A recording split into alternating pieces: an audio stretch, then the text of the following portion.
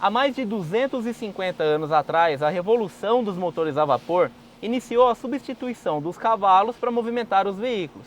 E com isso surgiu a necessidade do primeiro sistema de direção. De lá para cá, muita coisa mudou, mas vamos voltar no tempo para conhecer melhor essa evolução? Você acompanha toda essa história no vídeo de hoje aqui no canal da Della Rosa. Vamos pro vídeo?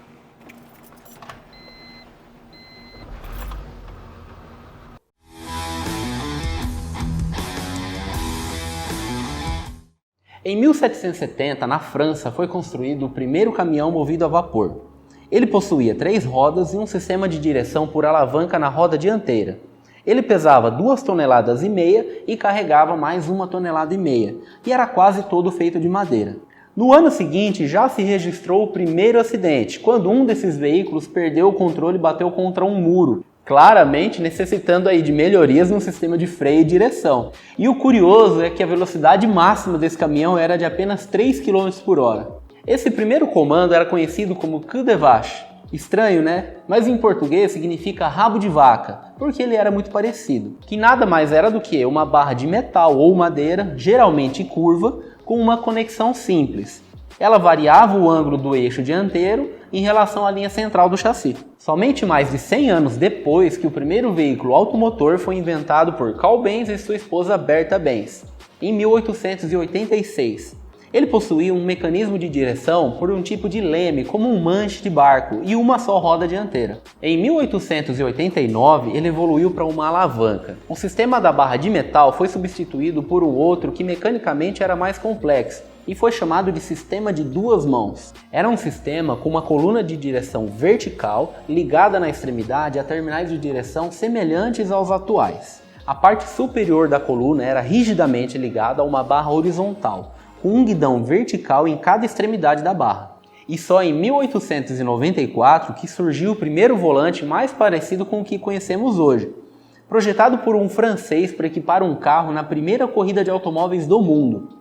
No ano seguinte, Carl Benz criou o primeiro caminhão com motor a combustão interna, e no mesmo ano ele modificou o projeto, dando vida também ao primeiro ônibus da história. Você sabia que o primeiro caminhão fabricado no Brasil foi o Mercedes-Benz L312, o Torpedo? Ele foi produzido em São Bernardo do Campo em 1956 e já era bem moderno para sua geração.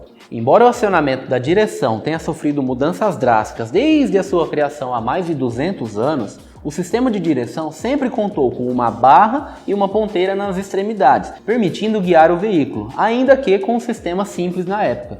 Com o aumento da potência e velocidade dos veículos em geral, surgiu a necessidade de melhorias na dirigibilidade, a fim de aumentar a segurança, e com isso veio a evolução dos sistemas de direção cada vez mais robustos e reforçados.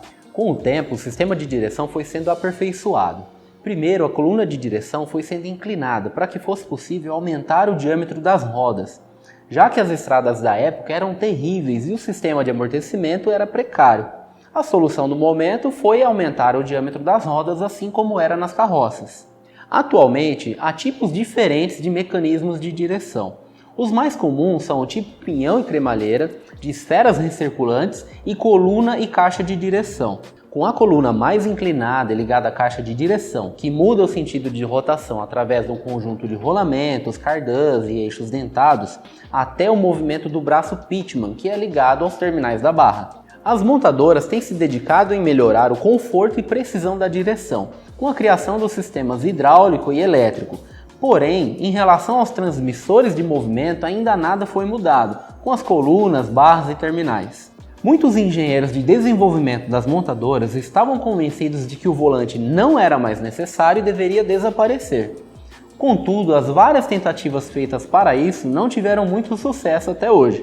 Por falar em engenheiro, quem acompanha os nossos vídeos deve ter notado esse belo quadro aqui ao fundo, que foi pintado por um dos nossos engenheiros aqui da Della Rosa, o Aleph Nascimento, que nos deu de presente. Quem quiser conhecer mais desse belíssimo talento e mais trabalhos do Aleph, é só entrar lá na rede social dele, que está aqui embaixo na descrição desse vídeo. E é claro, não se esqueça de seguir os canais da Della Rosa e compartilhar os nossos vídeos com seus amigos. É sempre muito importante se enriquecer de conhecimento. Eu espero que você tenha gostado desse vídeo. E se você gostou, deixe o seu like aí, que é muito importante para nós. Ficamos por aqui, muito obrigado e até a próxima! Tchau.